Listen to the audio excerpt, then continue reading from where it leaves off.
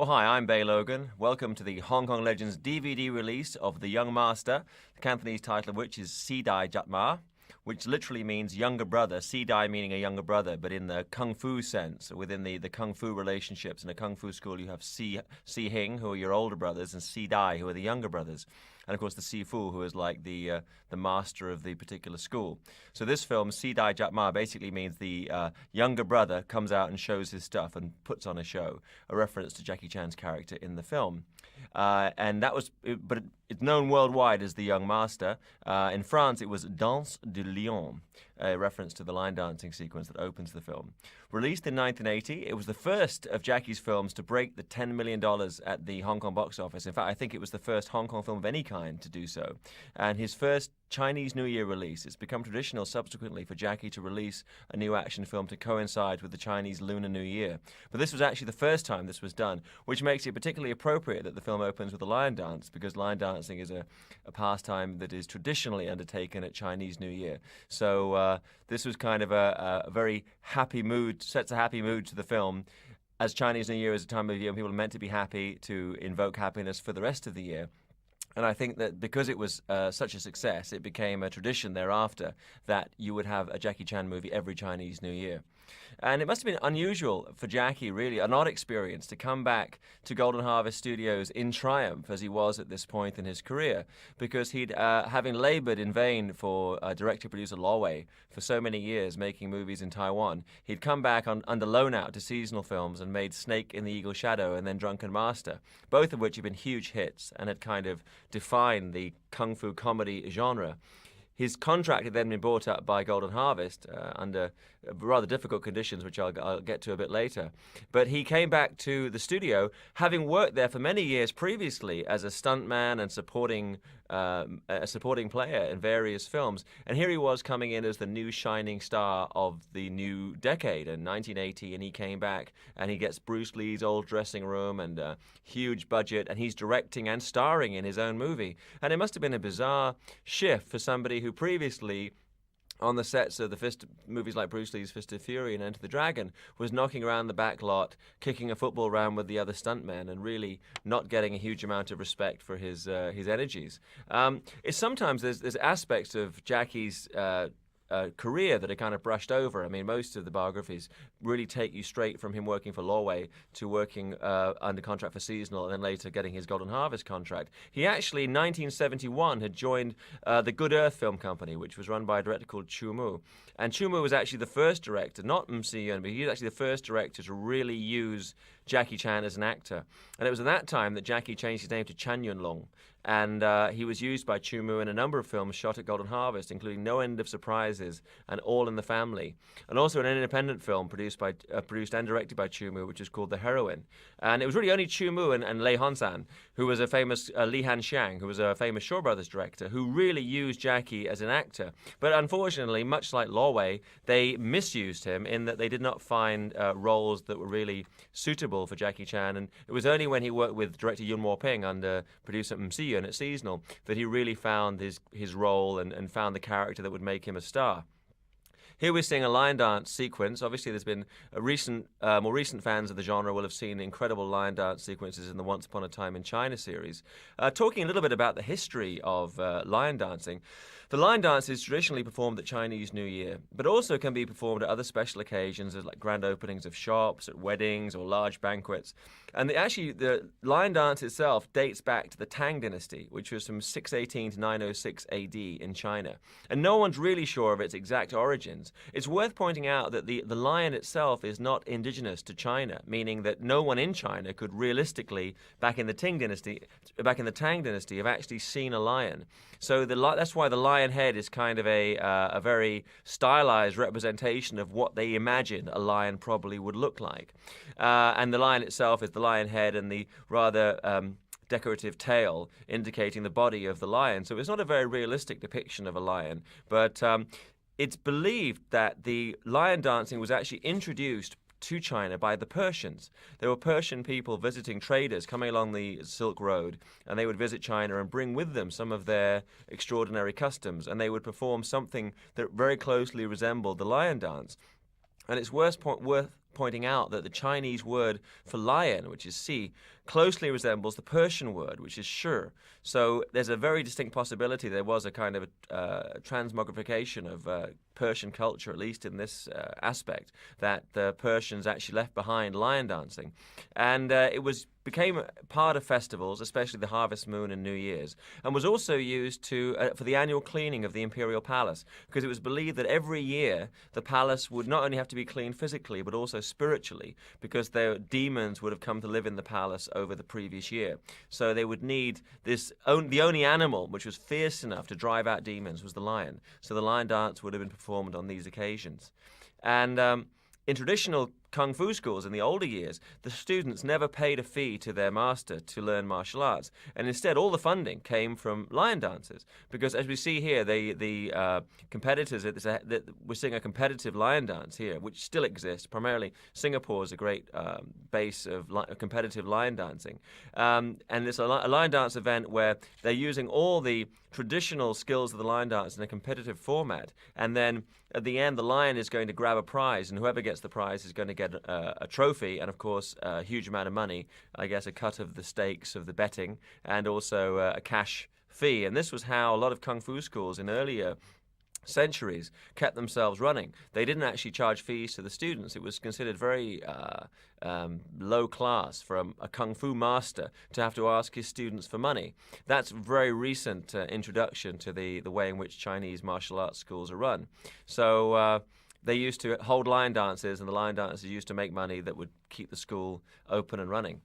And in this lion dance sequence, I have on good authority that for some of the more complicated lion dance movements, Jackie was doubled by none other than Lao Gawing, the brother of Lao Galeng. Lao Galeng and Lao Gawing, both sons of Lao Chan, who was a veteran kung fu movie actor in the old black and white Wong Fei Hung films, and experts in the Hung Ga kung fu style, and experts in lion dancing in every aspect of the southern Chinese martial arts. And Jackie himself, coming in from the more northern style of the Peking opera, was not that familiar with lion dance, but he wanted to have a big lion dance show to open the film. So he brought, I'm told, Lao Gawing in to double for some of the more complicated movements. And his real rival in this lion dance, the character is Jackie's screen brother. Jackie's character in the movie is Dragon, which is Long. And this is the first time he called his character name Long in a movie. And subsequently, almost every other film Jackie's done, he's either been called Jackie or Long, meaning dragon, or both. So Jackie's character is Dragon, and his screen brother is Tiger, Fu, who is played by Wei Pei, or Wai Bak. And talking a bit about Wai Bak, he's actually a former Shaw Brothers contract player, and he was actually Snake in the Five Venoms, the legendary Five Venoms movie, which was a part originally intended for a girl. But director Zheng Jit was not a fan of using warrior women when he didn't need to, and so he changed the part to that of a male player. And you can also see Wai Bak in a number of the latter-day Zheng Jit martial arts movies at Shaw's, including Invincible Shaolin, 10 Tigers of Guangdong, Kid with a Golden Arm. He never really became a star at Shaw's, but I guess he showed enough of his potential that he was then signed to a multi-film deal at Golden Harvest. And he moved across and had one of his better roles in John Woo's film Last Hurrah for Chivalry, and then had really supporting parts in Magnificent Butcher and an even smaller role in Prodigal Son. Then was signed to star as almost a pseudo Jackie Chan style comic martial arts actor in two films, The Cheeky Chap and this really odd horror movie come martial arts come romantic film called The Phantom Killer. But neither film really succeeded. And from then on, it was really he just doing supporting roles. He had a brief comeback in a film called The Devil and the Ghostbuster in 1988, and a brief role also in John Woo's Hard Boiled, which was his last film work to date. I think perhaps he was working with John Woo again because John Woo's notoriously loyal to actors, and obviously they worked together on Last Hurrah for Chivalry. Wai Bak also worked at TVB, but he never really became a movie star or even a huge TV star as such, and I believe he's since retired and, like many older actors or slightly older actors in Hong Kong, is doing some other kind of business. Interesting in this movie that the whole film really depends upon the relationship between Dragon, played by Jackie, and Tiger, played by Wyback, because nowhere in the film do we see any real brotherly bond between them. And Wyback's character, the character of Tiger, is really largely, to me anyway, unlikable.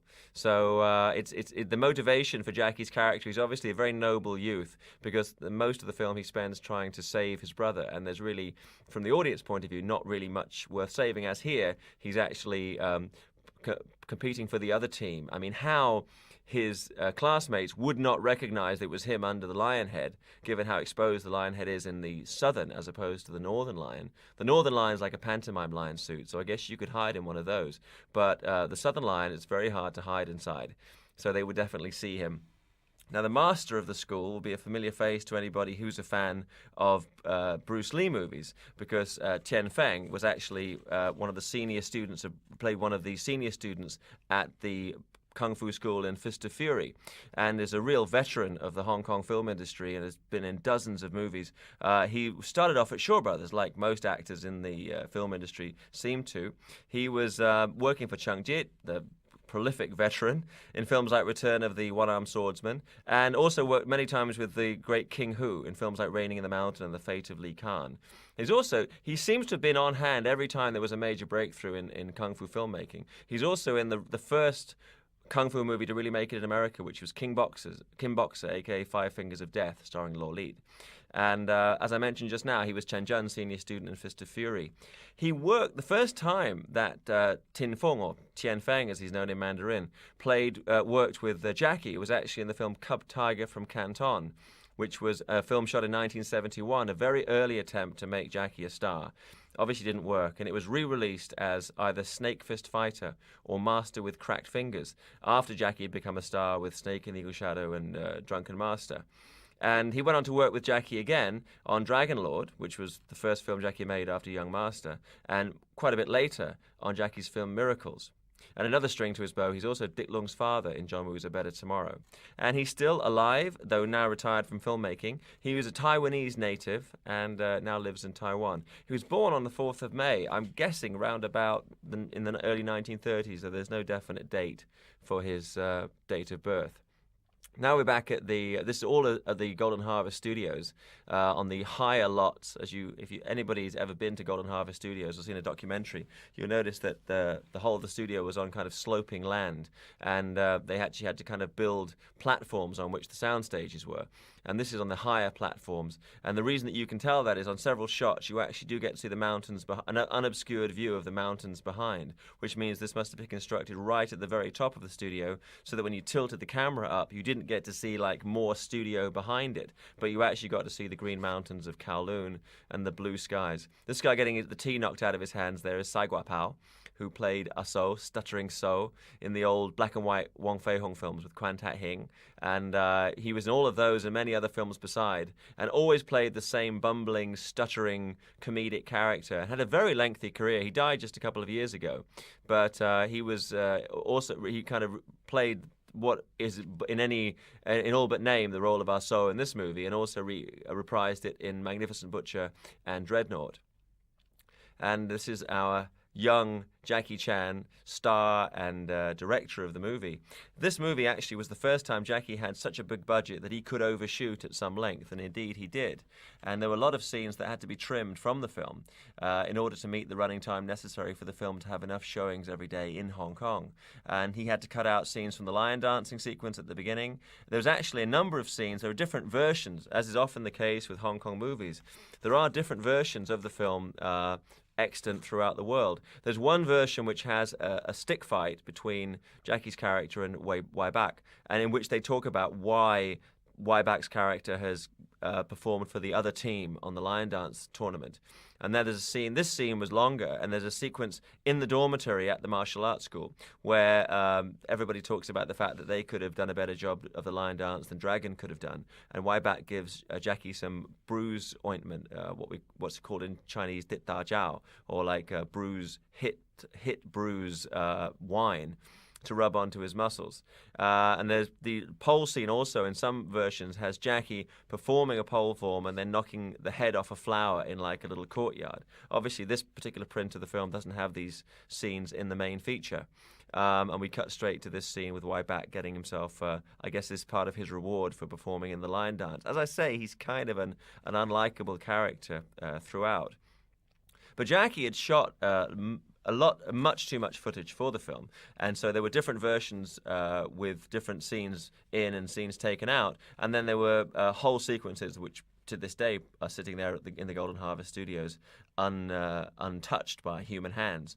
And Jackie actually, there was a rough cut of the film executed by an editor at Golden Harvest while Jackie was on location in the States filming his first American movie, Battle Creek Brawl. And he wasn't happy with it. He insisted that they ship all of the raw film or all the film for editing to San Antonio, which is where he was shooting Battle Creek Brawl. And he actually, when he wasn't acting in that film, he would be cutting Young Master. And his original cut came out at 3 hours long, and he tried to insist to the distributors that they actually have only 3 showings a day. And of course, the Hong Kong distributors or the Asian distributors are incredibly powerful. And they can dictate not only the running time of a film, but even its content as well. They can insist that we want more comedy, we want more action. And this is why you get different versions of the film in different territories, that the distributors have come in and dictated, having seen a rough cut, have dictated to the producers, to the filmmakers, this is what we need for our market. And it's very market-driven. I mean, there's not so much of a sense that they're doing films with any kind of artistic intention. It's more the sense that they have to have films that make money. So the distributors, as the people who actually generate the income, do have a lot of say in how the films are actually constructed. And I'm often asked by people, why there are different versions in Taiwan and Japan and Malaysia and Singapore. Well, that's why. And of course, in Malaysia and Singapore, you have specific censorship restrictions. All these zooms here, very reminiscent. I would say these unnecessary zooms to show emotional content are actually a trademark of Zhang Jit, the great Shaw Brothers director. And there's a lot of Shaw's influence in this film, whether intentionally or not, both in terms of the cast and some of the style decisions. The actual director of photography for the film is Chen Chin Chu, who had been the DOP on Shaolin Wooden Man and Snake and Crane Arts of Shaolin, films that Jackie had starred in for Lawway. And Jackie, somebody who always wants to learn new disciplines and new skills, had actually followed Chen around and taken him as his instructor for the art of cinematography and learnt which lens was which, how to use the camera, what kind of track was used for what kind of shot. So as soon as Jackie made the jump from working for Lawway to working at Golden Harvest, he brought Chen Chin Chu with him, and he was the DOP on this movie and many others that followed. And he's a very distinctive-looking gentleman. He has like a pudding bowl haircut and kind of similar hair to Jackie's, but he invariably has a very a moustache and a very thin beard, and he often has he doesn't have a walk-on in this movie, at least not that I've noticed, but subsequent Jackie Chan films often feature a walk-on by their DOP, who is Chen Chin Chu. Worth mentioning at this time, when this film began production, it was a very difficult time in Jackie's career because he had broken or been accused of breaking a new contract that the director-producer Lawway had pressured him into signing, and had gone to start filming Young Master to meet the Chinese New Year release date, really without that issue being resolved. And there were various unexplained occurrences at the studio relating to the situation. Part of the studio was set on fire. The severed head of a dog was placed in an executive car. That could actually have been his dinner. But anyway, subsequently, no less a personage than Wong Yu, the notorious one-arm boxer, was brought back from Taiwan to resolve the issue, and he worked as a go-between between Lawway, who he had known for years and worked with, and Raymond Chow's Golden Harvest, so they could effect a resolution to the problem. And he did indeed do that. Had that not been done, I guess there is a question mark. Would Jackie Chan have had the career that he has had? And certainly would he have had the career at Golden Harvest that he has had? So Jackie owed a great debt to Wong Yu. And that is why later we see Jackie popping up in Wong Yu's films like Fantasy Mission Force and Island of Fire. He was really paying off the debt that he owed to the one-arm boxer. And the older gentleman in this scene is Fung Fung, a Cantonese actor born in 1916. Started his career as a leading man, and then in 1949 he was in a serious bodybuilding accident that paralyzed one side of his face, and that changed his career. Obviously, he'd started making films in 1946, but after sustaining that injury, he worked in totally different. He started off as a leading man and then became a character player thereafter. And you can see him in the 1960 film The Orphan, which also starred the very young Bruce Lee. And he is the father of Fung Bobo, who is like the Shirley Temple of Hong Kong and played Fong Sayuk, a character later made famous by Jet Li. Traditionally, Fong Sayuk was like Peter Pan, was always played by a girl. So Fung Bobo was one of the people playing Peter Pan. And actually, the guy with the fan lying down behind him there is actually his son, his real son, Fung Ha-on, who later became a key member of the Jackie Chan stunt team and also played roles in a number of Jackie's movies. And this gentleman here with the red vest on there is leading guy from the Jackie Chan stunt team of this era, and is Paul Wong Quan, who was the head of the stunt team at this time, born 1955 and still working as an action director. I actually worked with him on a film called Asian Cop, High Voltage, and he's very easy-going, very pleasant guy. And he was like the first chief member of the stunt team during the period when this movie was made. And he can be seen in numerous films. He was often used to double Dick Wei, the Taiwanese actor. But he's here. He has a role of his own as the master of this rival school. But you can see Fung Fung working alongside his son Fung Ha-on in Sammo Hung's film Enter the Fat Dragon, and of course in this movie. And he comes back in Dragon Lord, in which as the referee for the shuttlecock match, in which Fung Ha-on is leading the opposite team to Jackie. So obviously there was a lot of collaboration between father and son during this period. And you will notice that in this scene we're seeing coming up now, the waiter in the tea house is actually the same old guy who we saw a few moments ago taking bets at the line dance match. So I guess he was maybe he's moonlighting. He's a kind of this guy in the white here in the middle. He's taking bets by day, and when the line dance is over, he's back working in the tea house. Same tea house set, incidentally, as the one scene in The Magnificent Butcher. And also one of the actors who's come to have yum cha or to have his tea in this scene is Fan Moi Sang, who plays Bill or Bull, depending on which version of the film you're looking at. But Fan Moi Sang, of course, is the father of Fan Su Wong, star of Story of Ricky, and he also replaced the late, great Yun Siu Tien in the aforementioned Magnificent Butcher. So he'd actually been on this same set, playing a very different character, fighting Sammo Hung, round about the time that this movie was being made. He had a really interesting career. Fan Moi Sang made his debut in King Hu's film Sons of the Good Earth in 1965, and also worked at Shaw's on The One-Armed Swordsman, Blood Brothers, and then later he was working, during this era, working as a character player at Golden Harvest, not only in Magnificent Butcher, but also as Marshall Pow in Dreadnought. He has a nice role in Postman Fights Back, and would later act opposite Jackie again in Project A Part 2. And came back, also another film shot on the Golden Harvest lot was Story of Ricky, a film that's acquired a cult following in the years since its initial release, when it really was very poorly received in Hong Kong. And Fan Moi Sang actually acted in that film alongside his son. The oddest film, I would say, in his canon is probably A Year of the Dragon, the Michael Cimino movie, in which he plays the rival drug lord who gets beheaded off camera by John Lone. And the guy he's beating up here is Tai Bo, who his real name is Cheung Ka Nin, who now shares his name with a KCR station, a railway station. Born 1955 and is a martial arts exponent, but in most movies he's not really seen fighting. He's normally used for comic relief. He's a very good comic actor. You can see him as one of the thugs that attacks Angela Mao Ying at the beginning of Enter the Dragon. And he's worked with Jackie on most of the Jackie Chan films shot throughout the 80s, Dragon Lord, Project A Part 2, and you can see him in Police Story. He's like the informer, Snakey, in Police Story. And he's been working consistently till the present day.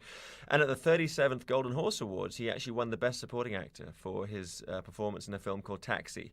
So he's obviously somebody who's had one of these extraordinary flight paths that you can have in Hong Kong films, going from doing supporting roles as a kind of a martial arts extra to being something approaching a leading man and winning prizes. The guy on the right of the screen there is Cheng Hong Yip, who is another supporting player at Shaw's in films like Box from Shantung, executioners from Shaolin, and also has a supporting role in Dragon Lord.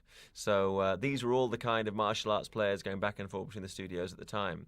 And very unusual, actually, during this era to have had a residential martial arts school. I mean, most martial arts schools would primarily be medicinal apothecaries. They'd be like medicinal herbal clinics where people came to take herbal medicine and to be treated for muscle and bone injuries. And the teaching of kung fu was almost like a sideline. I mentioned earlier that there was lion dancing that would earn money for the school, and also doing Chinese medicine. But it would be very unusual. I mean, and it's interesting that Jackie and the characters played by Jackie and Wai Bak, Dragon and Tiger, are viewed as being orphans, because this to me is very much like an orphanage.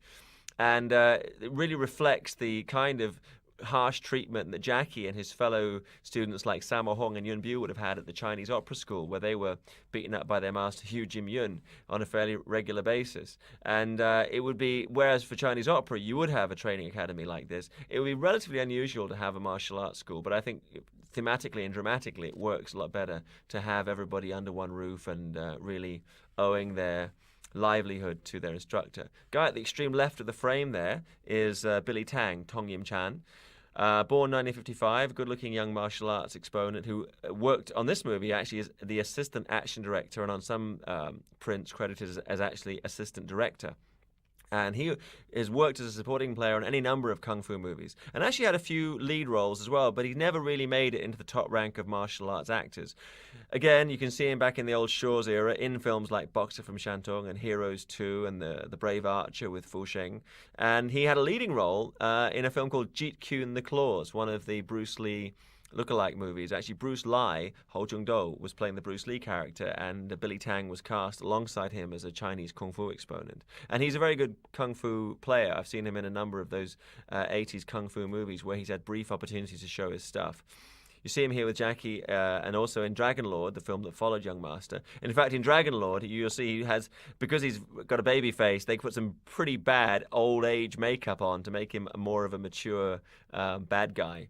And he also turns up in Project A. He's another guy who worked for a number of years as a stunt coordinator and stuntman and a martial arts actor, but never broke into the big leagues as a leading man, and then subsequently has retired from the industry.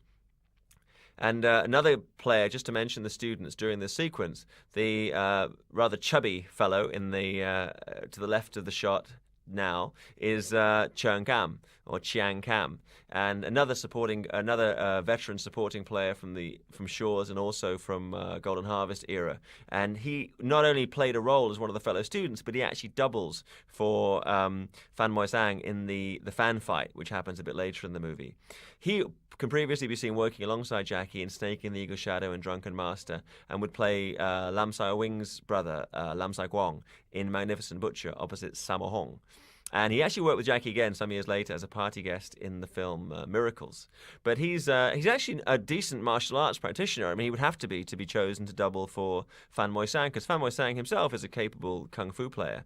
But I don't know of a film where he's really come out and been a Sammo Hung style martial arts movie character. I mean, he's always been in these kind of supporting roles as a rather bumbling fat guy, a fat funny guy. But actually, his martial arts are pretty good. Somebody else who in the after the decline and fall of the Hong Kong martial arts movie vanished from the scene and hopefully is healthy and doing other kinds of business. I must say, contrary to the way things are in Hollywood, there's no one has disappeared as a retired Hong Kong actor. They really don't want to come out and talk. And this explains why sometimes we do have a hard time finding people to come out to be interviewed for the DVD re-releases. It's considered really quite ill-mannered to come out and talk about yourself if you don't have anything specific to sell. I think it's perceived as being you're kind of like hitching on to the reflected glory of Jackie Chan's career by coming out to talk about your work with Jackie Chan. The interesting thing about the structure of Young Master, and the reason, when I remember I saw the film early in my appreciation of Jackie Chan, and we'd all seen him in Battle Creek Brawl, but the other films really hadn't had a broader release in the UK at that time.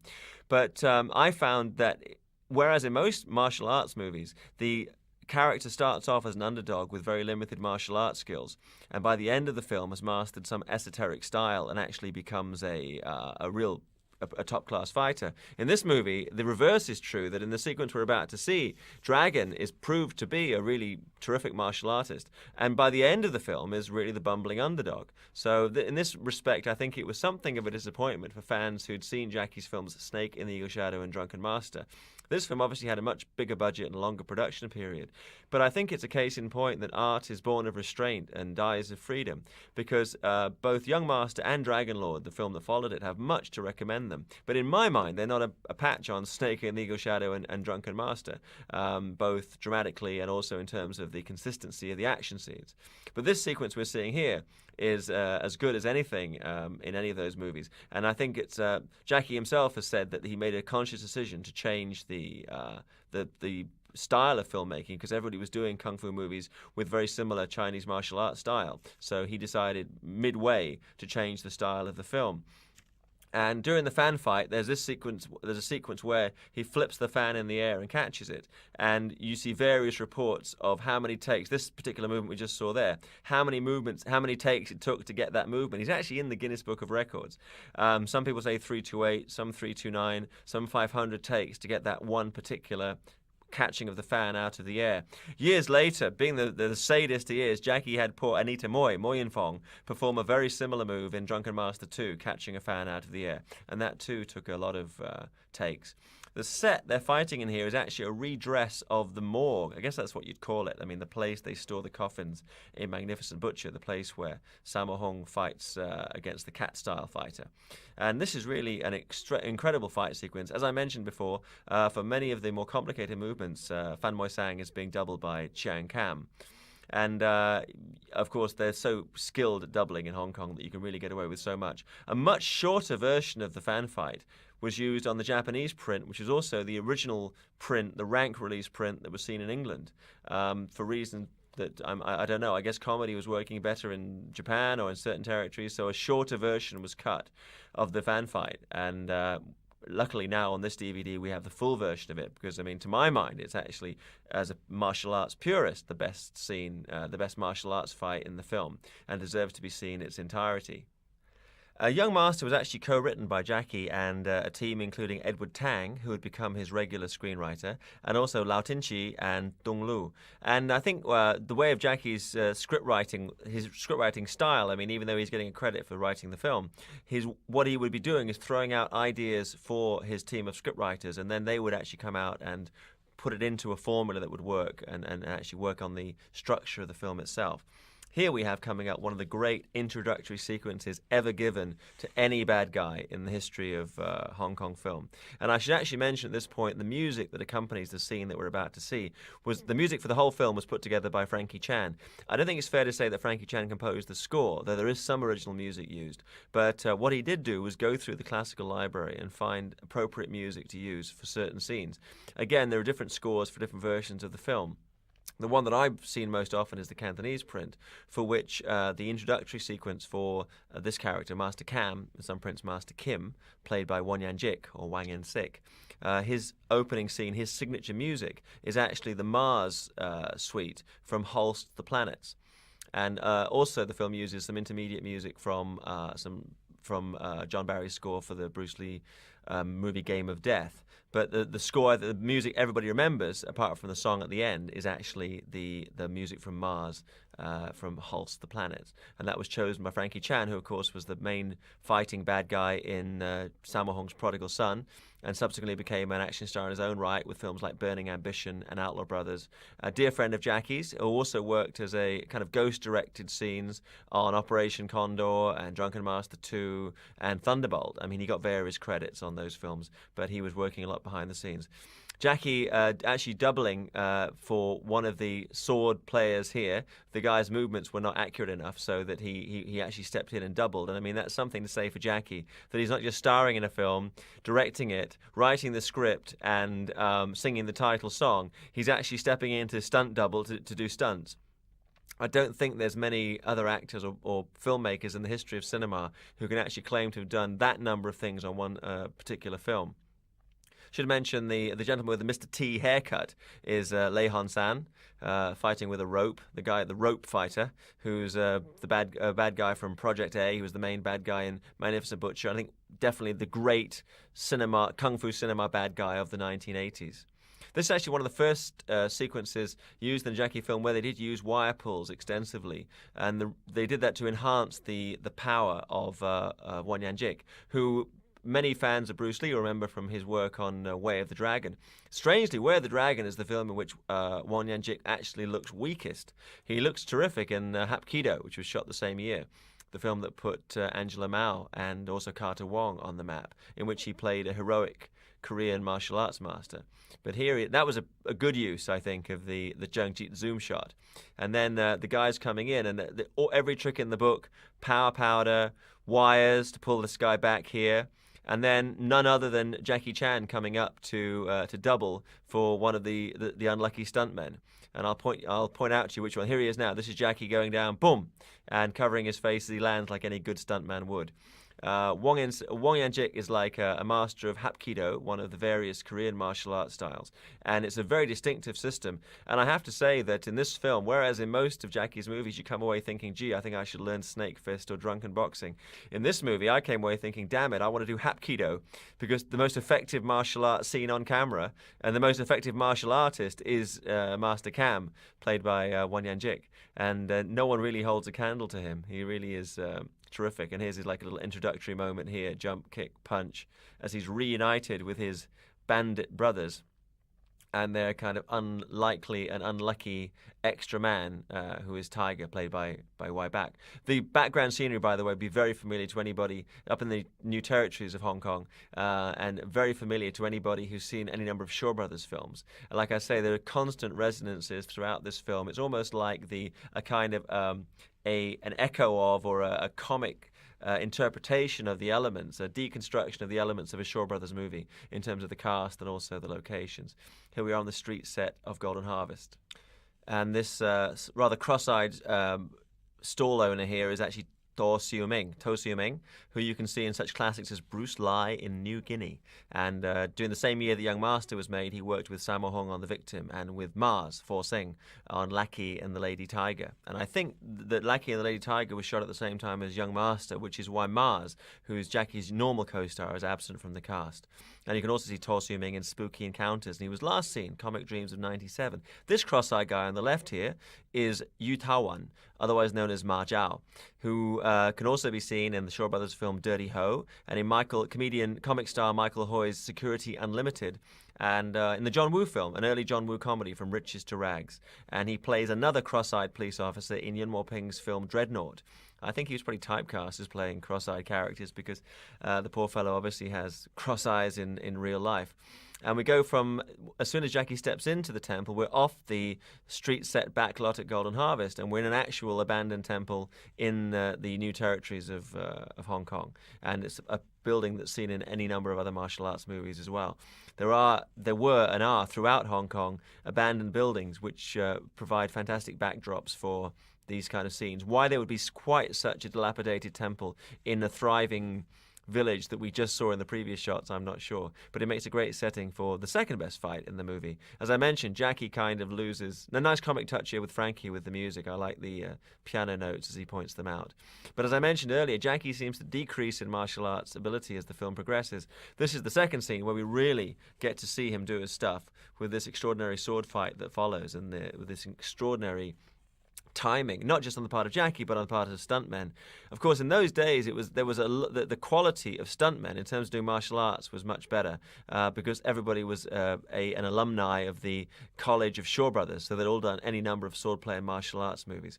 Note, if you will, using your slow motion and freeze frame function on the DVD, how every sword in the scene actually has that wonderful Qing Dynasty black duct tape around the handle. And this is something that they've been doing with Hong Kong swordplay and martial arts movies since the beginning of the genre, and principally because Hong Kong is so humid. Everybody's hands get so slippery. So in the early days, you had people swinging swords at great speeds, and their hands would get slippery naturally enough, and then blades would fly off and hit people upside the head and stab them. And so after a while, even though they were using blunted blades, if any kind of implement like that is thrown at you at speed, you're going to feel it. And they found that the best substance to actually absorb sweat and to hold the handle, help you hold the handle tightly, was actually the kind of duct tape, the black duct tape used by the gaffers to put up lights and other things on the movie set. So that's been used ever since. And I guess it's kind of what would you say? It's an anachronism, but part of the fun of watching Hong Kong movies. This is great stuff. And the guy actually, I mean, this cross-eyed gentleman, Yu Tao Wan, even though he doesn't have the look of it, evidently has some physical skill, because he's often seen in the movies performing Chinese martial arts in martial arts sequences. So he's not just a funny face. He actually has some moves to back it up. The casting of the movie was drawing not just on the talent pool at Golden Harvest, which this time was not as strong as it became as the 80s progressed, but also a number of people who'd actually made their names at Shaw Brothers. And this, of course, was the way Golden Harvest really drew talent, was to find people who were unhappy with the specific terms of their contracts and deals at Shaw's, who wanted a chance to make films under the auspices of a new company. And his case in point, Lily Lee, stepping out here, who was just at this moment really making the transition from ingenue to being slightly more of a character player. She was a little older at this point. And she played actually the elder sister of Yuen Biu in two films back-to-back almost, Young Master and also Dreadnought, which was the latter-day Quan Tai Hing Wong Fei Hong movie directed by Yuen Wo Peng. But she, of course, had been in films like Executioners from Shaolin at Shaw Brothers, and indeed the film Shatter, or They Call Me Mr. Shatter, under the American B-picture actor Stuart Whitman. And here's Yuen Biu, the opera school buddy of Jackie and Sammo Hung, and looking very young indeed, in what was one of his first major roles. Yuen Biu, born 26th of July 1957, as I mentioned. Now this gag here, just to interrupt for a moment, this gag here was re-edited for the Japanese print of the film. I guess it was felt to be in bad taste, and I think the Singaporean print as well. So this shot was actually used later in the film, so it didn't really make a huge amount of sense. But here we have the kid takes a pee, and then Cross-Eye comes down and splashes it all over his face. And I think the Japanese sensibility was, they were too sensitive to allow for that. But anyway, go back to Yuen Biu. Trained with Jackie at the Yu Jim Yun's Chinese Opera School, became a stuntman and martial arts actor in his own right, and then worked with Jackie doing stunts and other kinds of action in films up until this point, which is the first time they'd actually worked together in a movie where they both had major roles on camera. Jackie and Sammo and Yuen Biu became the great three musketeers of Hong Kong martial arts action cinema, and they made the three greatest contemporary or semi-contemporary martial arts action films ever: Project A, Wheels on Meals, and Dragons Forever. Yuen Biu was groomed by Golden Harvest as a Jackie Chan type kung fu comedy actor in films like Knockabout, Dreadnought, Prodigal Son, Above the Law. And they even gave him the name Jimmy Yuen Biu, even though he calls himself Bill. But he was known as Jimmy in the overseas market. Unbeknownst to him, for many years, his films were being sold overseas as Jimmy. But he never really had quite the appeal that Jackie did, though he did develop a very strong market in Japan, which is why he made two films, the Peacock King movies, Saga of the Phoenix and Peacock King, to really exploit his following in Japan. And he's remains a popular player to this day, huge fan following worldwide, though he himself doesn't have a huge interest now in filmmaking. He was working behind the scenes on Shanghai Noon. That's the same village, by the way, that Jackie and the Drunken Master run away from in Drunken Master. Jackie and Yun Siu Tin are seen running away from that same New Territories village. And here's a wonderful intro of the grand old man of Hong Kong kung fu filmmaking, as was in 1980. This is Sek Kin, born in Hong Kong in 1913, though his family is actually from Panyu County in Canton. He studied northern-style kung fu under the Sifu's Sun Yufeng and Zhao Guilin, and entered the industry, believe it or not, as a makeup man on the film Peerless Beauty. And subsequently it was found out that he knew Chinese martial arts, so he was given a chance on camera as a martial arts performer and as a stuntman, and became one of the most prolific actors, I think, in the history of the industry, or any industry, I was talking to some friends who are knowledgeable about Hong Kong film history, and they were saying that there are many people who have done hundreds and hundreds of films in the history of Chinese cinema. But Sek Gin must be way up there because he was working all the way through the black and white Wong Fei-hung films with Quan Tai-hing, normally playing the main villain. I mean, Wong Fei-hung's character is a southern stylist, a southern Chinese martial arts stylist with a southern fist. So normally Sek Gin would be cast opposite him as a master of the northern style. But whereas Quan Tai-hing was kind of typecast playing just Wong Fei-hung, Sek Gin could play in all other kinds of films. So you saw him with all of the Jane Bond movies, these kind of female James Bond, Modesty Blaise type films that were being made in the 60s. He's the villain in those, and he's in family dramas and all kinds of films. And so he was more prolific than almost anybody else in the industry because he wasn't just doing martial arts movies. And he made his last appearance in the black and white Wong Fei-hung films in 1970 with Bravely Crushing the Fire Formation. And then just 3 years later, he was Mr. Han, the film that would really make his name internationally, opposite Bruce Lee in Enter the Dragon. It's worth noting that even though he lip-synced the lines in English, he was actually dubbed later by the lines that Mr. Han says in Enter the Dragon are later dubbed by Key Luke, who played Master Po in the old Kung Fu TV series. Of course, the Kung Fu TV series originally was meant to star Bruce Lee, so it's an odd circle that keeps rolling around the Hong Kong and American martial arts movie industries. And I think it's evidence of the longevity that you can and the health that can be enjoyed by somebody who's a lifelong kung fu practitioner.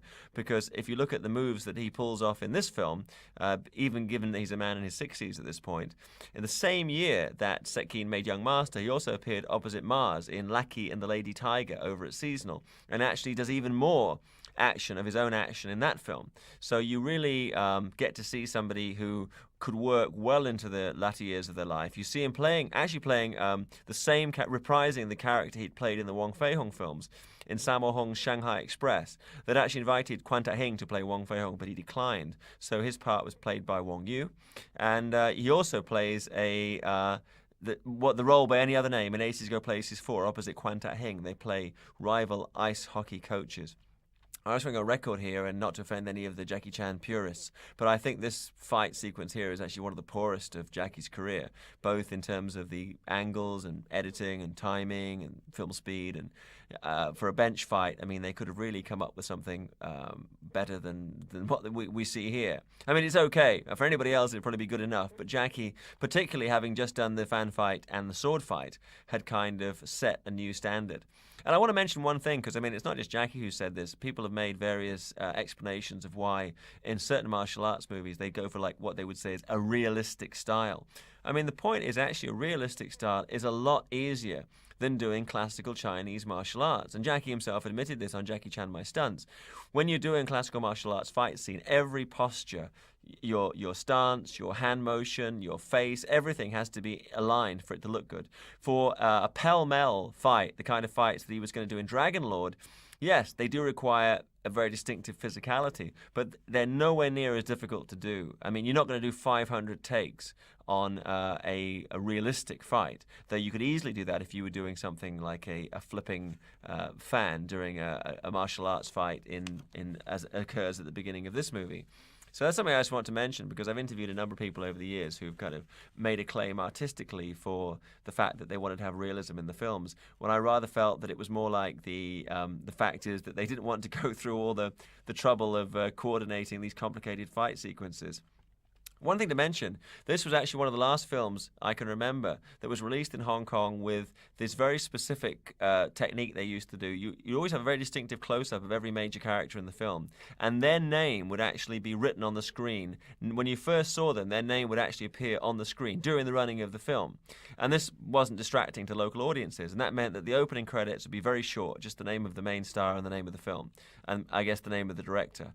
And then when you got into the film itself, all of the other character players would be introduced with a close-up in which you would actually see their name come up on the screen. And you notice the way that it's edited is to allow for that, is every character has a distinctive close-up so that you can actually have time to have the words coming up. And the sequence that we're going to see, like the comic exchanges between Sek Keen and Jackie, to me are very reminiscent of those between Jackie and Yun Siu-tin in Drunken Master. This kind of I would say, a comedy of errors, where they're actually talking back and forward, and Jackie doesn't really understand what's happening till the very end, when he realizes, oh, you are the guy who's been hunting for me. But Sek Keen is still alive, living in Prince Edward, which is one of the areas in Kowloon in Hong Kong. Unfortunately, in later years, in an illness or a condition unrelated to him doing martial arts, he became disabled, and one of his legs is really pretty much next to useless now. And being somebody with a certain amount of pride, he really doesn't want audiences to see him and remember him in his old age as somebody who's disabled, but rather to remember him in films like this one, when he was at his, perhaps not at his peak, but certainly one of the finest performers in martial arts cinema. So he's very quiet now and doesn't come out much into the public eye. But I had the pleasure a few years ago, actually. Donnie Yen and I were developing a Bruce Lee documentary that never really got done, at least not in the way that we were thinking of doing it. So we went to talk to Sek Keen and went to visit him.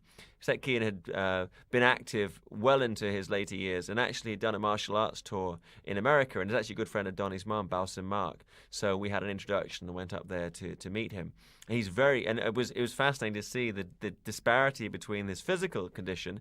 He was in good shape apart from the leg condition. I won't say injury, but the fact that his leg didn't work too well. But his brain was sharp, and he told some great stories about Bruce Lee and Jackie. But, and this is typical, he would not let us record anything either on video or on a tape recorder.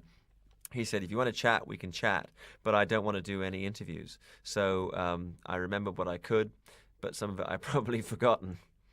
And this sequence here, we start off actually out in the New Territories in Hong Kong. If you ever do come to Hong Kong to visit, please take time to go up into our wonderful countryside that surrounds the urban sprawl. We do have, as you can see in these films, all of the Shaw Brothers movies and all the Golden Harvest films, most of the time, when you see countryside settings like this without great broad vistas, you're actually up in the New Territories. If you see great expanses of open land, yes, you're probably in China or Taiwan or Korea or some other country. But here, where you're just seeing countryside in a relatively close shot, you're actually seeing the New Territories.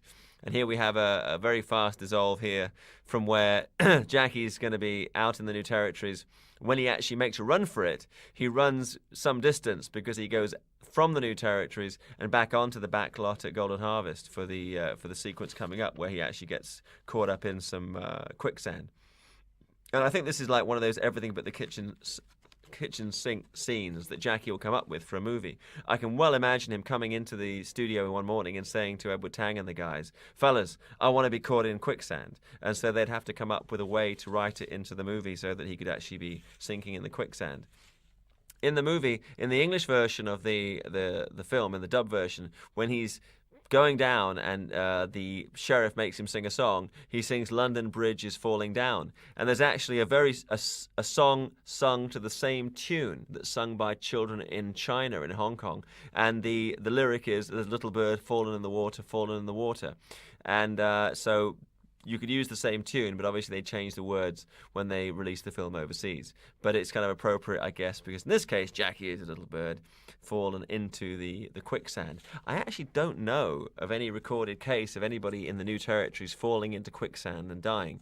But as I say, it's only a movie, and an idea that Jackie definitely would have had on the run while putting the film together. I mean, it would be wonderful to go back and actually get access to all of the hours of outtake footage and materials that Jackie shot for the film. And there are a couple of inconsistencies I'll point out a bit later, where you can see that there were scenes shot that in the end were not incorporated into the final film, and as a result there are some elements of the film that don't really make much sense. But I sometimes feel, if you come to a Hong Kong movie to find a film that makes a huge amount of sense, you've probably walked into the wrong cinema.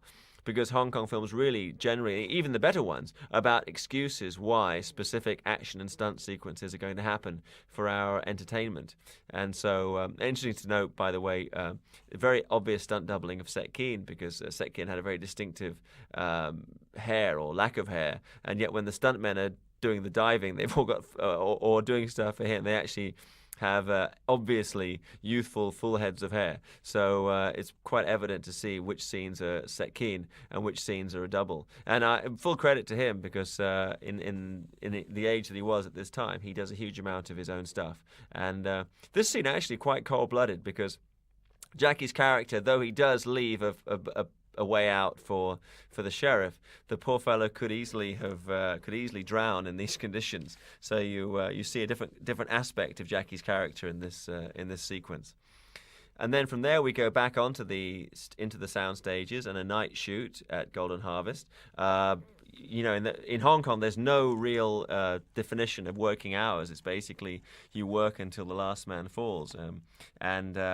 I heard for many years and actually got to ask the director Choi Hark about the time that he actually locked the studio doors for, I think it was 4 days and 4 nights, to get back on schedule. So it'd be quite likely that Jackie would shoot with one set of actors and one crew in the new territories, and then race back and be shooting overnight in the studio at Golden Harvest. Nobody works harder than him.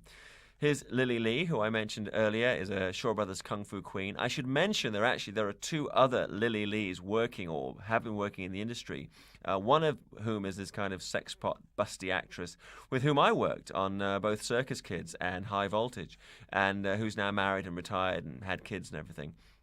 And there's another Lily Lee who worked on Crouching Tiger, Hidden Dragon.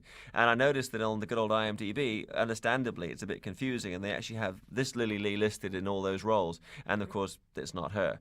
She, as I mentioned before, started off as a kung fu queen at Shaw Brothers, and she plays opposite Chan Quan Tai in Zhang Ji's Executioners from Shaolin, and she's the matriarch of the Yang family in Lau Garlung's 8-diagram pole fighter, and a fine exponent of martial arts in her own right. And in terms of acting, she's kind of typecast by the fact that even though she's very pretty in her young days, she has a very severe demeanor.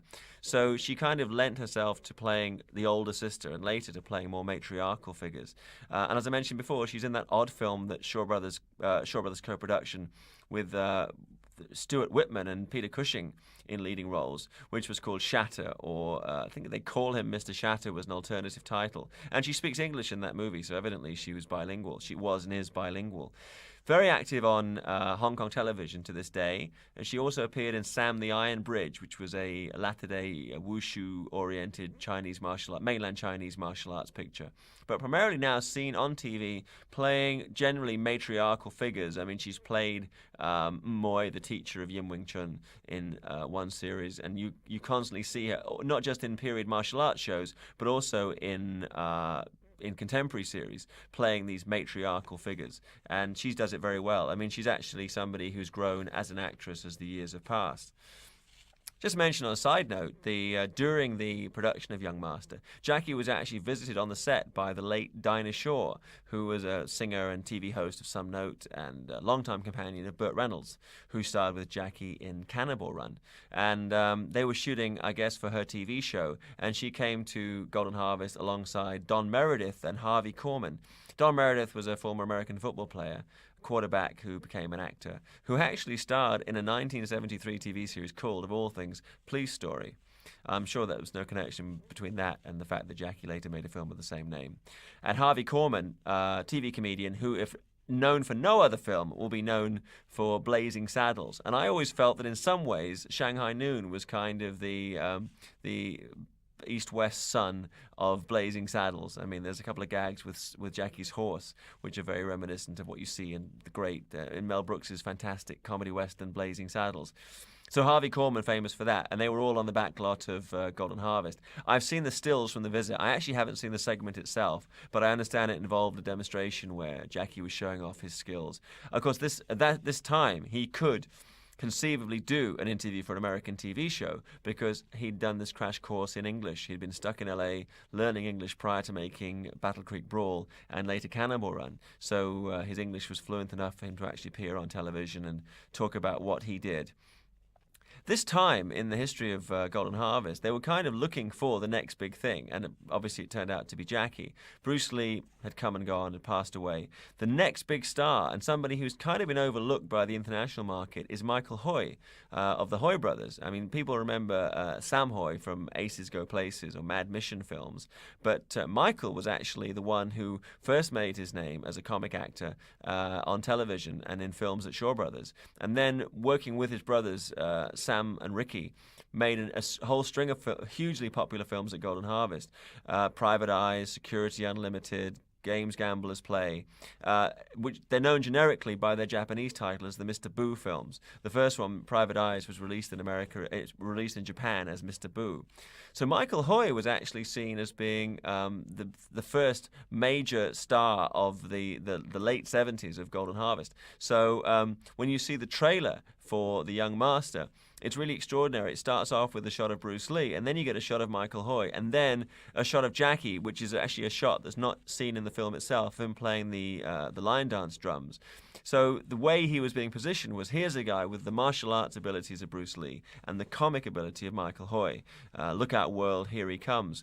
Which is kind of interesting now, because I think even to this day he has to contend with the fact that people say, gee, are you the next Bruce Lee? I don't know that people anymore have said, gee, are you going to be the next Michael Hoy? But he certainly, in this movie, defined that he could make films with Golden Harvest with a decent budget and take his level of filmmaking to another level. It's not always the case. I mean, I would argue that John Carpenter never made films as well for the studios as he did as an independent, and there's a number of people like that. But in Jackie's case, he was somebody who, having had success as an independent, doing Snake in the Shadow and Drunken Master, and then later doing Fearless Hyena, kind of under his own auspices for Law Ways Company, could come and work within the confines of a studio like Golden Harvest. And it was actually at this stage that he developed his relationship with the man he always described as his godfather, who was Leonard Ho. And Raymond Chow, of course, is the better known of the heads of Golden Harvest, primarily because of his relationship with Bruce Lee. But he and Leonard Ho were actually partners, and both come from Shaw Brothers and set up Golden Harvest together. And in terms of a business relationship, certainly Jackie had a very close working relationship with Raymond Chow, in terms of the fact that Raymond was running the studio and Jackie was making films that should make money. But in terms of a personal relationship, his close bond was with Leonard Ho, and that was kind of established at the beginning of this film when Willie Chan, Jackie's then and now his manager, who had also worked with Jackie at Lawway, took him to the studio and he met Leonard Ho, and for the first time realized that he would have the freedom, he would have the support of a major studio with all the money and all of the other attributes of working in what amounted to the studio system. Jackie was talking in an interview at the time about improvisation on the set, and he said this whole thing was something that he came up with, was the goldfish, that the set dresser had brought in a goldfish bowl. This is kind of another anachronism. People would keep lots of little birds in cages during this era. I think Qing Dynasty, you wouldn't have a glass bowl like that with goldfish. You'd have like a fish pond out in the square-shaped back garden. So anyway, Jackie's set decorator put this out there, so he found a good way to introduce the conflict between his character and that of Sek Keen. And again, I mean, I have to say, for the fight sequence that follows is very much, in terms of kung fu comedy, it's a lot more comedy than it is kung fu. And so in terms of the stylized fighting, the film is diminished as the film progresses. But Jackie, at the same time, is really experimenting with his own style and seeing where he has to go with it. And of course, in terms of the local market, the film was a huge success. So Jackie's experiment was actually borne out. And I think that the overseas market prefers to see a martial arts hero who's rather more effective than Jackie's character is here. And this was, even in Dragon Lord, he moved further away even from the classical martial arts hero and action star. And Dragon Lord, which was hugely over budget, underperformed at the Asian box office, leading him to have kind of a rethink and restructure of what he wanted to do with his career. And again, as I say, art is born of restraint and dies of freedom. With Young Master and Dragon Lord, he'd come off these big hits and could do whatever he wanted to do. and Young Master having done okay, then Dragon Lord underperforming, he was forced to go back to the drawing board, and so he came up with the wonderful work that he would do on Project A.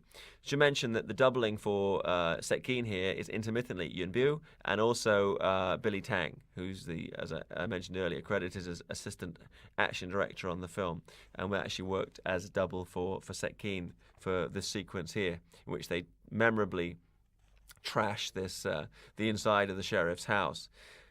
Just for the film in some historical perspective, is evidently set during the Ming dynasty, which is the penultimate dynasty of the Chinese emperors, followed by the Qing. Most of the Shaw Brothers movies are actually set during the years of the conflict between the Ming patriots and the Qing usurpers, because the Qing were actually backed by the Manchus from the north, and so were perceived as being a kind of invaders to the Han people.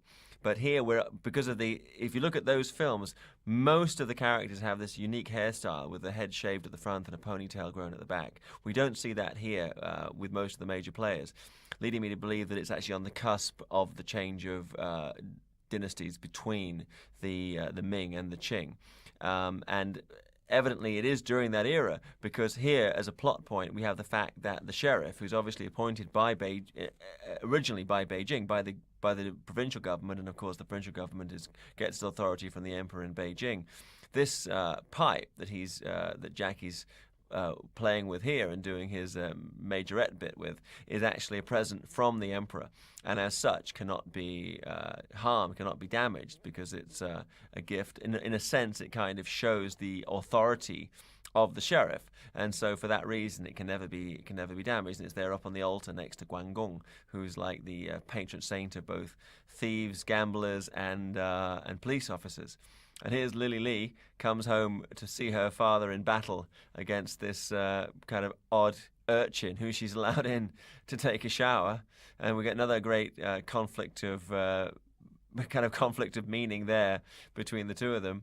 And then coming into a demonstration of the skirt foot, which is a particular style of fighting, which you see actually used some years later by Anita Mui in Drunken Master 2. And there were various doubles used for Lily Lee for this sequence, including Yuen Bu, who I think had made a career out of doubling for women because of his slight physique. And actually, Jackie himself put on the dress to perform specific movements, because I guess he wanted them done in a certain way. And you also get to see an early use of the fake leg in Jackie's movies, because a lot of the times when you want to have somebody extend their leg and hold it in a specific position, even though there are martial arts experts who can do that for real, sometimes for film it's not realistic. There's very much a Yuen Bu move, by the way, that splits and roll on the ground, and but she really sells it. Boom, and then landing on the chair, and then we get in a moment an example where it's fairly evident that they're using this one. This is the wooden leg coming up and around there, and if you actually look at that freeze frame and zoom on it, you'll see it's quite evident Yuen Bu again there for the flips, and this wonderful style. That's actually the real leg, but being supported from beneath by somebody. This is actually when wires were not really being used with the proliferation they would in later Hong Kong martial arts movies and later Jackie Chan films. So they use another artificial way to keep the leg in the air for that particular technique. As I mentioned, the skirt foot's been seen in a number of other movies, primarily for international audiences, a little fight between Anita Mui, Mo Yin Fong, and Lao Galang in Drunken Master 2. This alleyway we're seeing here was specially constructed at Golden Harvest, and again, an example of Jackie running into the stuntmen the day before and saying, guys, you know what I want to do? To the scriptwriters and the stuntmen, he says, guys, you know I want to do a scene where I climb up these two walls, so find some way for it to happen. So they'd write it in, and then they'd build the walls just for this. And we actually... this was one of the things that really impressed me when we were making the documentary, Jackie Chan, My Stunts, is that he wanted to show how it was accomplished. And we had at the ATV lot an alleyway which was not specially built for the purpose. And he went halfway up the wall in the same way that he's about to do in this film. And I was really impressed. I guess I'm impressed that he can do it here. I was impressed he could also do it like 20 years later, or almost 20 years later. That's actually, if you slow down and freeze frame when he's got the legs across, that's probably the nearest thing to a full split we've seen from Jackie Chan since, New Fist of Fury. So, and here we go with this, which is Jackie now in this movie progressing away from the traditional Chinese martial arts to other displays of physicality, which in a way are almost as impressive or more impressive for the audience because people probably never imagine themselves doing the snake style, but they can imagine the kind of full body strength that you'd need to actually climb a wall and using this particular style. This actually is based on a classical Chinese style which you see in the old kung fu novels called the Gecko Style. Gecko being these lizards that climb walls that you see throughout Southeast Asia. And there was actually a specific martial arts style. Back out here in the New Territories on a real abandoned building. What happened is that the New Territories were, in the past, far more populated and more prosperous than they are today. And the farmers and landowners living there really made a lot of money from the land and were born, had families, and died on their land in the New Territories. And then over time, what happened is because of the prosperity of of Hong Kong as a commercial center, the people themselves and the new generation of people born in the New Territories moved into the city itself. And so you had all these ghost towns across the New Territories. And of course there, the area's loss was filmmakers' gain because you could find locations like this relatively easy, which were for free, they were easily accessible and lent themselves to this kind of scene. This is actually an old church. Of course, many missionaries have come to Hong Kong and to China itself over the years, backed by the resources of their respective faith, and have built these buildings and left them when they've moved away or moved on, left them in the New Territories. And again, a really extraordinary stunt to be able to climb a rope in the system in the way that he does. And these do in no way advance the plot whatsoever. They're there solely to show Jackie's physicality, and so that people will see that there's there's other kinds of action that you can put in a film apart from people doing kung fu. And in terms of the scenes cut from the movie, in a sequence that's coming up, we see Jackie get the handcuffs. We never see Jackie take off the handcuffs. He just suddenly appears without the handcuffs on. I mean, he's handcuffed during this sequence, but we never actually see the scene in which he takes the handcuffs off. And there's a number of scenes that are obviously cut from the middle area of the film, which are not really leave some questions in your mind when you get to the payoff at the end. But I think this is because Jackie had overshot so much and had really overplotted the film. So at the end of the day, there was stuff that had to be cut out that probably wasn't necessary for the entertainment of the audience, but perhaps was necessary for the exposition of the plot. It doesn't help that Jackie was changing the plot as he went along. So we have this scene here where it's discovered that he's not actually the bad guy, and then he ends up being handcuffed with his wrist to ankle like this, and Yunbu makes his escape. And we actually never see Jackie take the handcuffs off, but we do see him in the next sequence where he's going to be wearing a disguise very similar to those he wore in the film Fearless Hyena. And then this is another bit of luck that he manages to see Fung Fung, and also he somehow he knows that Fung Fung was one of the bad guys, and will lead him here to this meeting between the villains themselves, so he can listen in. And it's kind of a Deus Ex Machina. I guess it just gets him where he needs to be for this specific scene, so he can hear the planning of the bank robbery, and of course the fact that these guys are going to double cross Wai Bak, who plays Jackie's brother in the movie. And great, I think this is probably the single greatest film performance from Wan Yanjik, though he was very impressive in Hapkido, but he really gets to steal the show here, both in terms of his presence as an actor and also in his martial arts ability, because he really does get to cut loose in the final reel. So we'll talk about him a bit more later when we actually get into the finished film. Here we are at the bank robbery with our two villains robbing away, and Lei Hon San, I rather think his haircut maybe was inspired by Mr. T, who of course was on TV during this era in the A-Team, and that's a hairstyle that's certainly not reminiscent of any dynasty of Chinese history. So and it's very distinctive. I mean, if you were robbing banks, you probably wouldn't want to have a hairstyle quite as odd as that, because you would get people saying, "Hey, look for the guy with the mohawk." So I don't know whether that was inspired by Taxi Driver, with the end of Taxi Driver with Robert De Niro, or whether it was Mr. T. I rather suspect the latter.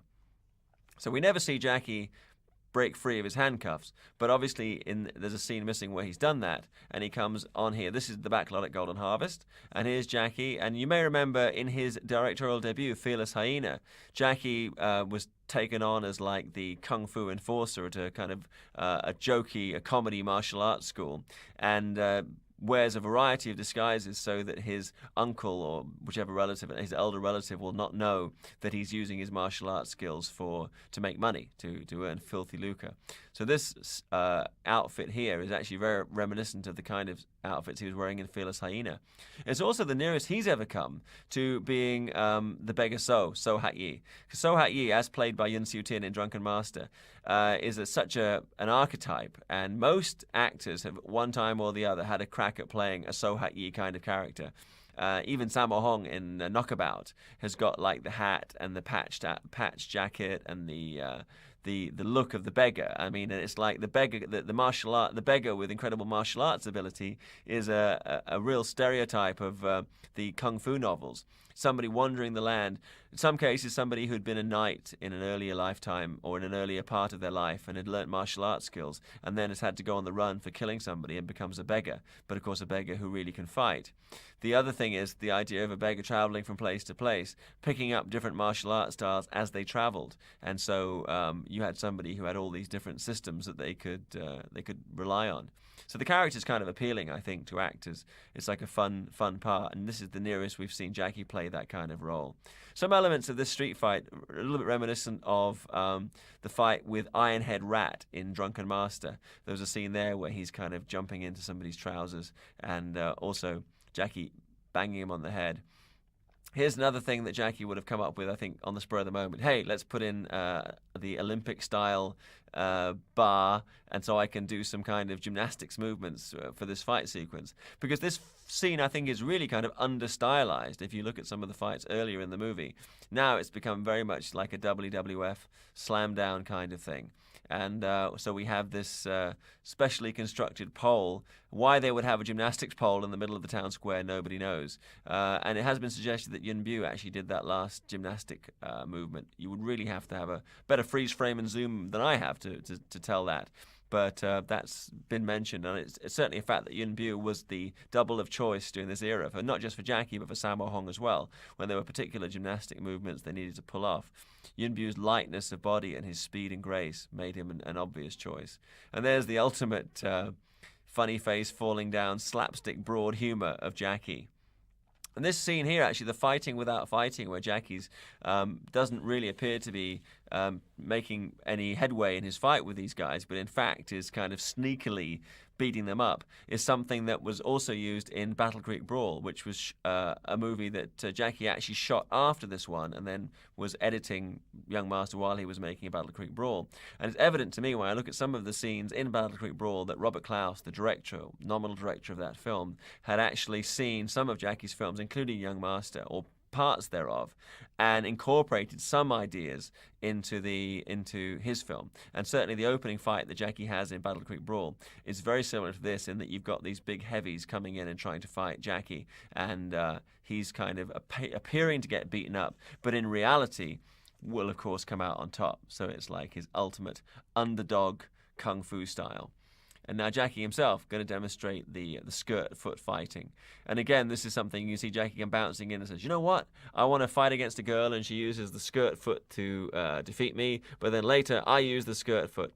And again, good full credit to Frankie Chan for his choice of music, as he puts in this kind of Spanish toreador music. It's like the bullfight music. And nice camera work, actually. The camera work in this movie, the cinematography is really not exemplary. I mean, it serves its purpose, but there are a couple of shots that really work quite well, and there was a kind of an upward shot there that really served the purpose of the choreography.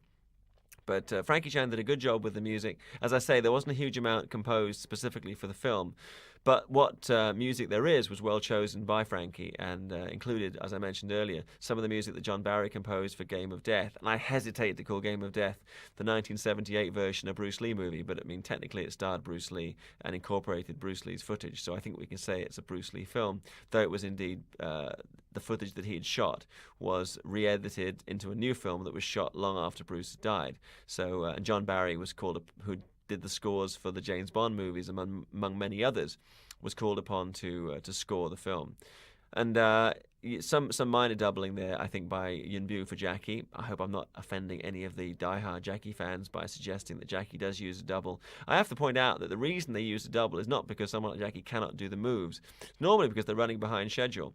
And it is difficult for one person to perform complicated movements, ad infinitum. So sometimes, and I always wonder, see the fellow in the background with that funky headgear?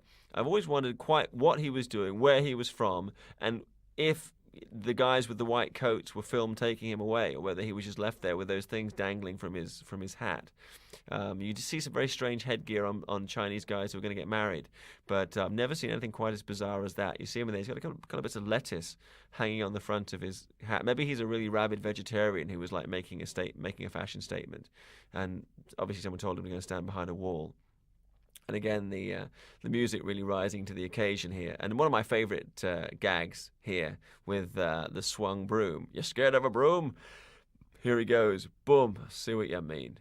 And it's on his legs. And then gong. That shot there that's, again, this kind of bashing around the bald head of Lei Hon San is very reminiscent of what happened with Iron-Headed Rat in Drunken Master. And then the end of the fight. Boom, they bring him in. Now notice in the little sequence that's coming up here, when Sekgin actually comes with his merry men to liberate the bank, coming down this famous incline at Golden Harvest. The timing doesn't quite work there because it feels like they would have seen Jackie and Wai Pak making their escape. But anyway, here we are at the bank. And look, when Sekgin comes to the door, you can see the benefits of years of doing all those movies with Quan Tak Hing. That even though he has a sword in hand, he comes in, and here's a guy in his 60s, and he can pretty good role. Look at this, boom, up he comes, and he's got them where he wants them. Evidently, there's a whole sequence missing here. And look, even at this point, after Jackie's risked life and limb to save his brother's life, Tiger is so unappreciative and such an unpleasant person. You really wonder why Jackie bothers, and they didn't take more steps to. It's a shame the film doesn't take more steps to establish the bond between them. Here's a scene that's cut from many of the international prints of the film. The scene where Jackie goes back and persuades the sheriff to let him help in the hunt for Master Cam. I guess it was felt that the sequence had more than enough, that the film had enough drama and enough of this kind of comic confrontation as it was. But this sequence is part of a longer one that was cut from all prints of the film, most prints that I've been able to ascertain. There's actually a scene where a witness to the bank robbery tries to identify the robbers, and he looks at these kind of Ming Dynasty, Qing Dynasty identikits, and they're actually painted pictures of various suspects.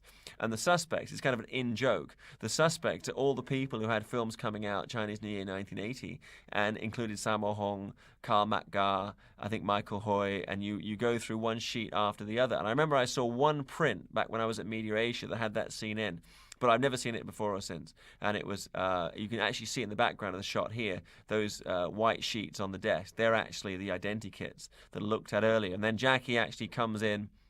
And there was a little action sequence that was filmed but was cut outside of the sheriff's home when Jackie has to fight a couple of guards to make his way in so he can confront the sheriff. And here we are on... I always call this place Tiger Mountain because it's out in the New Territories, and this location is the finale, the setting for so many Chinese Hong Kong martial arts movies, including 36 Chambers of Shaolin, The Odd Couple, so many. It's a wonderful bluff overlooking the sea.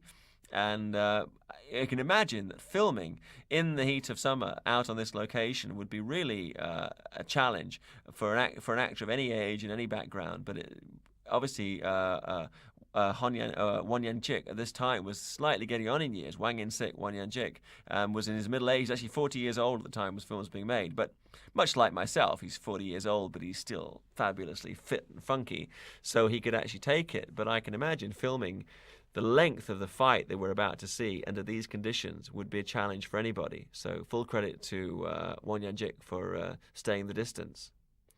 And most Jackie Chan movies, the final fight, we get to see him show off a specific style that will define the film. I mean, in Snake in the Eagle Shadow, it was the mixture of the snake and cat style together. And in Drunken Master, of course, it was his modified drunken boxing. Here, he really doesn't have a style to offer. He just has this kind of staying power, inspired, according to some sources, by the Incredible Hulk TV series, which was a hit show at the time the film was made. And really, the martial arts style that sticks out in my mind is the ability, the one that's demonstrated by Wan Yanjik, which is Hapkido. So let's talk a bit about Wan Yanjik, who's better known internationally, I guess, as Wang In-sik. Born in 1940 in what is now North Korea, he was a student of Chi Hon-soi, who fans of Bruce Lee will remember as one of the opponents that Bruce Lee fought in Game of Death. He was the guy who's demonstrating a kicking and grappling style on the second of the levels of the Game of Death tower that we get to see. But he was a real-life martial arts master in Korea and one of the instructors of Wan Yanjik. And Wan Yanjik himself was a former instructor to many of the Golden Harvest stars, including Sammo Hung, Angela Mao, Carter Wong. He taught Jackie himself in earlier years.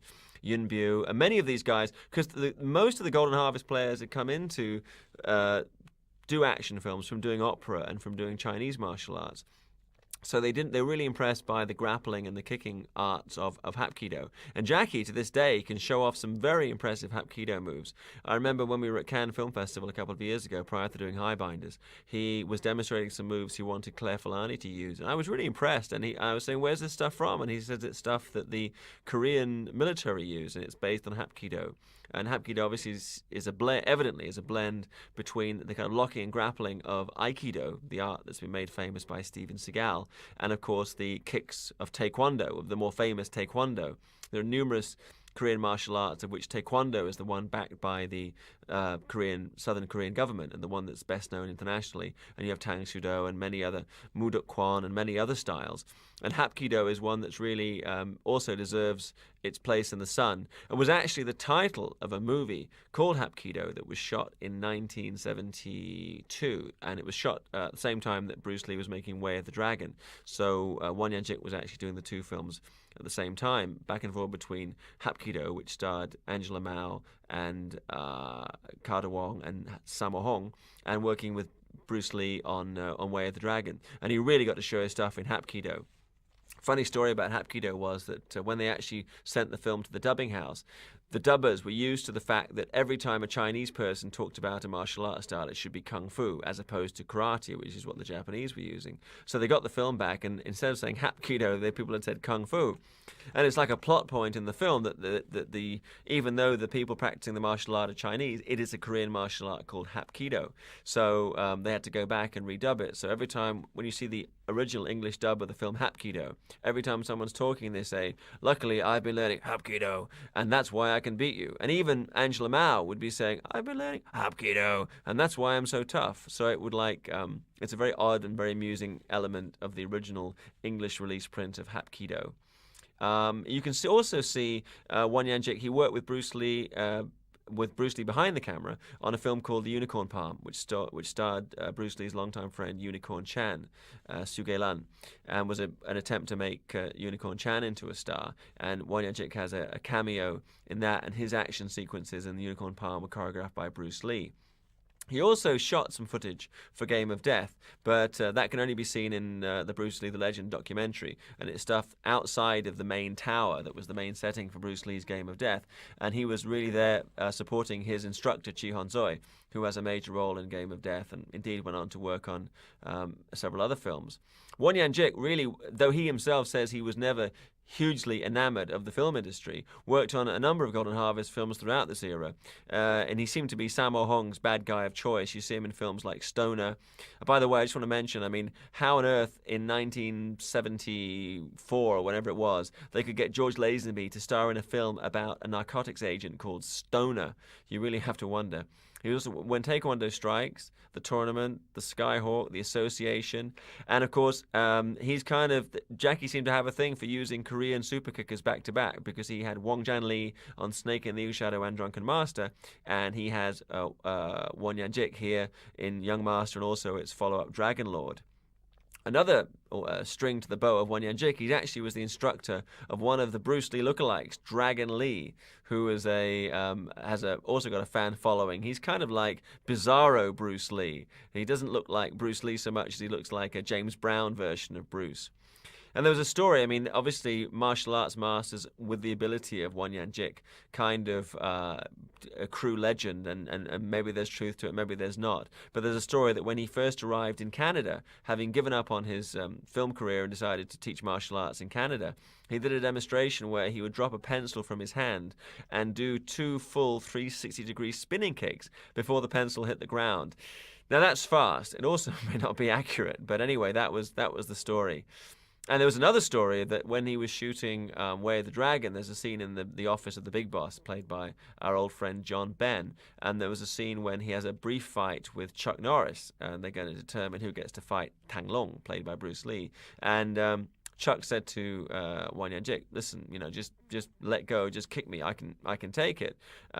Chuck at this time being a champion of what was really a rather rougher version of what we now call point fighting, the American tournament system. And he really, and Won Yan Jik took him at his word and hit him full power and almost knocked him out.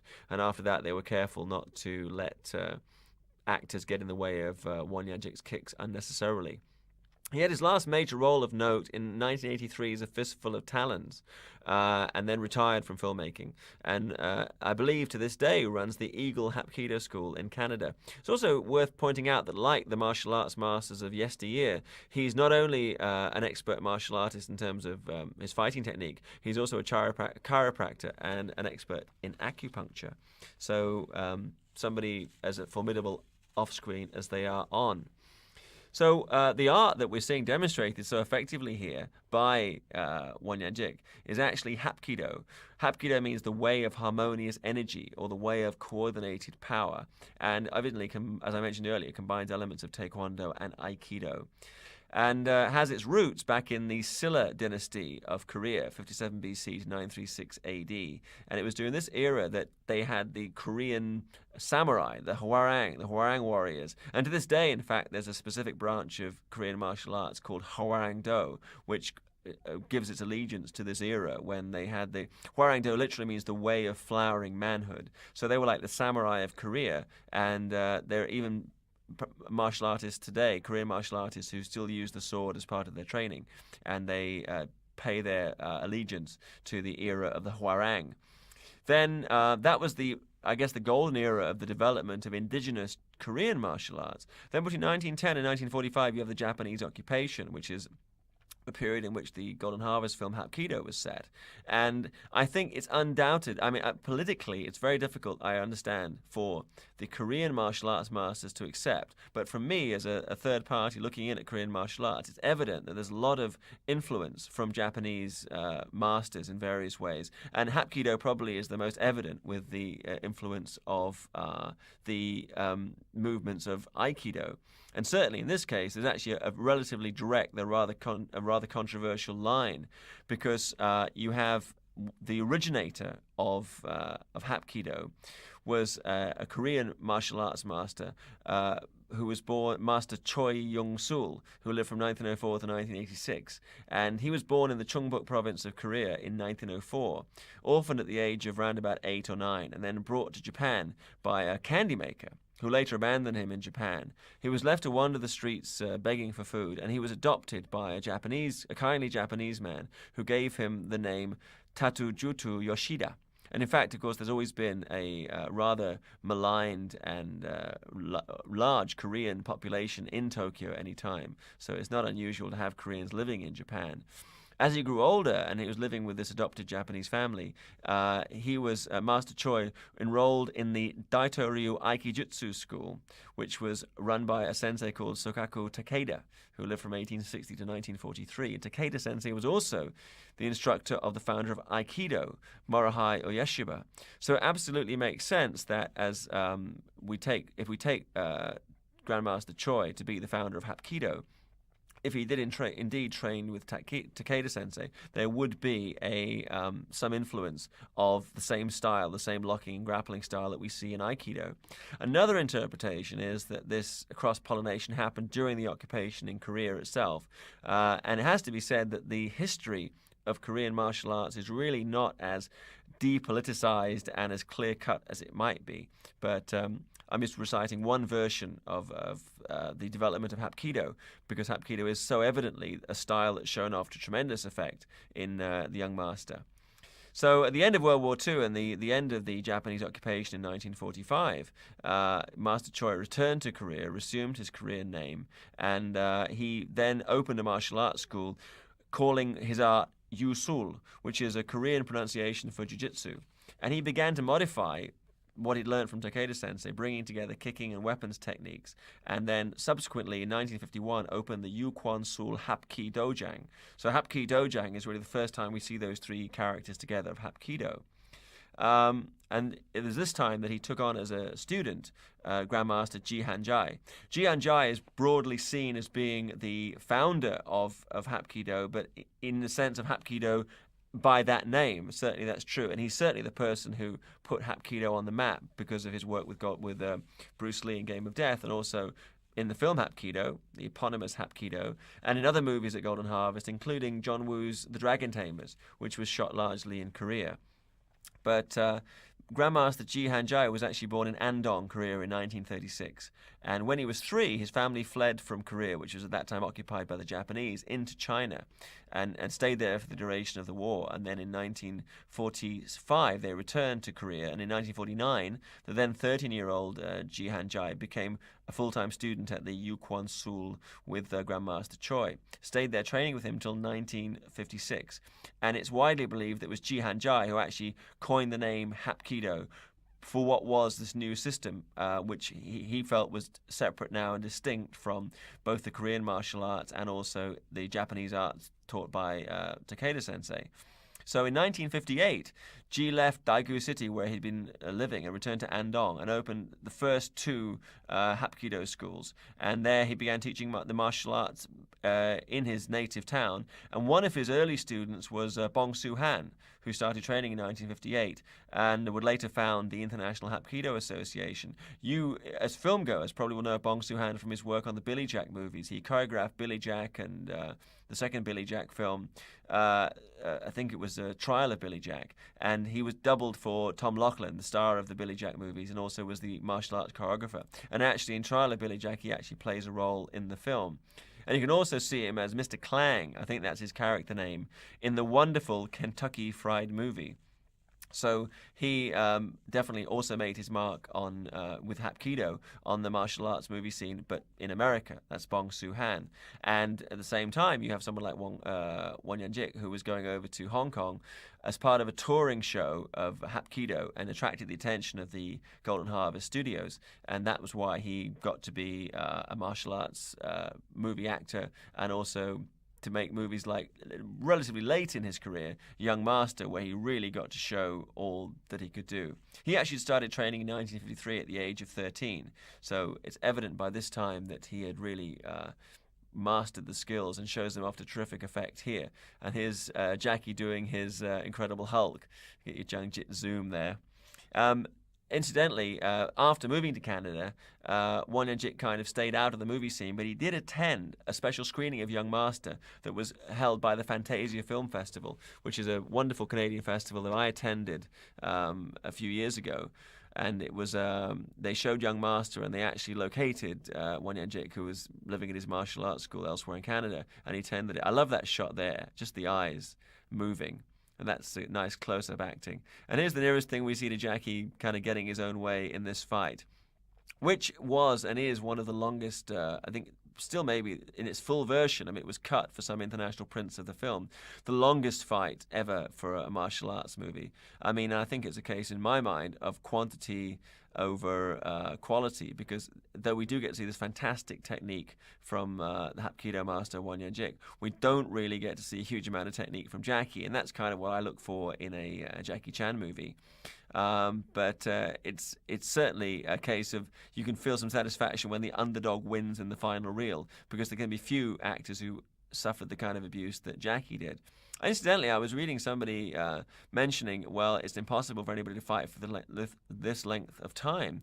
But you have to bear in mind that in professional boxing, I mean, they do actually have 15 3-minute rounds. And the way that they constructed this fight is that actually Jackie's character did get a break between rounds to get revived by Feng Feng.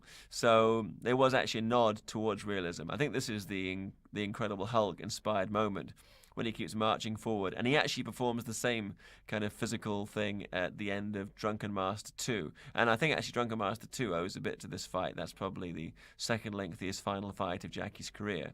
And again, in Drunken Master 2, he gets drunk and he becomes like the how would you say it? He's like the unstoppable force coming forward. The immovable object and the unstoppable force. I don't know which he is, but he keeps coming forward against his bodyguard and acting co-star Ken Lo. So this is another chance for Jackie to show off a very distinctive physicality. And in the background, the music from the Mars suite from Holster Planets is playing as we come to the concluding moments of this mega throwdown. Just to mention, actually, ahead of time, for the finale of the film, some versions of the movie, we actually get to hear Jackie singing. On the Japanese print of the film, certainly, we hear Jackie singing a song in English called Kung Fu Fighting Man. And he actually appeared live on TVB, a Chinese New Year show, in 1980 to promote Young Master, and he sang live in English for the first time, Kung Fu Fighting Man. And that was principally something for the Japanese audience, who obviously, Jackie wasn't going to sing in Japanese, but would relate to an English song more than they would to a Chinese one. However, on other prints of the film, you actually get to hear quite a lengthy rendition of the Mars theme from the planets. And then it's like the album's left to run, because you go into some other music from the planets as well. And that's their choice of the closing credit music for the Chinese version. And again, we should mention, of course, Wan Yan-jik, having had all this abuse in Young Master, actually came back for more punishment in Dragon Lord, in which there's a similar final real fight, not as lengthy as this one, and in quite a different locale. It's set into a warehouse, an old barn, really, so that you can allow for different kinds of physical performances from Jackie. So Feng Feng kind of lives to wheel and deal another day. And this sets up a great visual image that actually was used as the DVD and video box art for the film in many territories, as Jackie's like walking out with his defeated foe on one side. And quite a physical feat to carry two guys along like that. And now leading into the finale, there's Billy Tang coming in, back on the backlot at Golden Harvest. All the students come running out, and we have Wei Pat come back. I don't know why they're taking him back. He's so horrible. He hasn't done anything nice for the whole film. But I guess Master's good-hearted. And here's Jackie, and this wonderful shot, again reminiscent of the ending of Drunken Master 2, where he, in some prints of the film, we see him looking like a complete mess. And then he comes back, and we see he's got wrapped up. This is like the Mummy, Hong Kong style, as he's wrapped up with all these particular injuries after his final fight. Obviously, Jackie, at the end of the day, having had that climax, really needed to kind of sum up the whole story by having a kind of a finale like this, what they call the dessert of a Hong Kong martial arts action movie. So he decided, well, it would be realistic for this guy to be bandaged up. By who, we don't know. But it makes for a good gag. And it was a huge hit at Chinese New Year 1980. We can see why everybody went out with a smile on their lips and a song in their hearts. And it was a perfect New Year movie. Would that we could have some more New Year movies of similar caliber.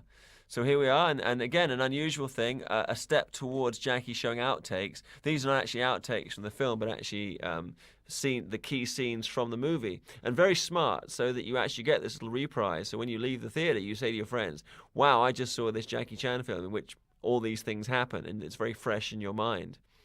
So anyway, the end of Young Master, My name is Bay Logan. Thank you. Goodbye. It's been a lot of fun watching the movie. And thank you for your continued support for Hong Kong Legends and the ongoing systematic cleaning up and re-releasing of these classics of Kung Fu cinema. Believe me, nobody enjoys watching them again more than I. So thank you for all you guys out there who buy the discs and actually give us the resources and the input and the support we need to keep the Hong Kong Legends bandwagon rumbling forwards. So thank you and good night.